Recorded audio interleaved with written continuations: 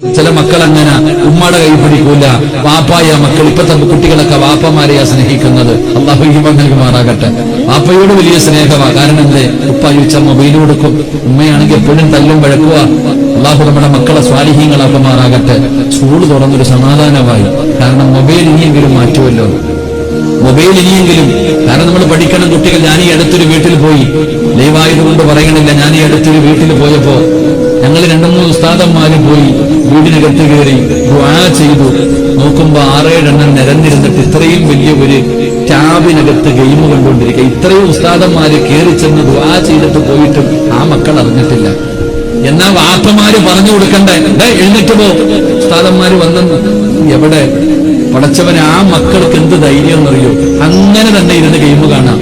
അവസാനം ദുആ കഴിഞ്ഞിറങ്ങിയപ്പോ ഞാൻ ചോദിച്ചു, നിങ്ങളൊക്കെ എന്ത് ആൾക്കാരാണ്? ഇന്നത്തെ മക്കൾ എങ്ങനെ ഇതുപോലെ നിരന്നിരിക്കും, വീടിന്റെ മുമ്പിൽ ഇതുപോലെ ചെറുപ്പക്കാരൻ നിരന്നിരിക്കും, അങ്ങോട്ടും ഇങ്ങോട്ടും മുഖത്ത് പോലും നോക്കത്തില്ല, എല്ലാം കളിച്ചുകൊണ്ടിരിക്കുക. അല്ലാഹു കാക്കുമാറാകട്ടെ. വല്ലപ്പോഴും മക്കളുടെ മൊബൈൽ എടുത്ത് നോക്കണം. ഈ അടുത്ത് ഞാനൊരു സ്ഥലത്ത് വയതിന് പോയപ്പോ ഒരു പിതാവ് വിളിച്ചിട്ട് പറഞ്ഞു, ഉസ്താദെ 8ാം ക്ലാസ്സിൽ പഠിക്കുന്ന എന്റെ മകളുടെ മൊബൈൽ കണ്ടപ്പോ എന്റെ കണ്ണ് തള്ളിപ്പോയി ഉസ്താദെ. കാരണം ഒരു വാപ്പയും കാണാൻ പാടില്ലാത്തതാ ഒരു ഉപ്പ കണ്ടത്.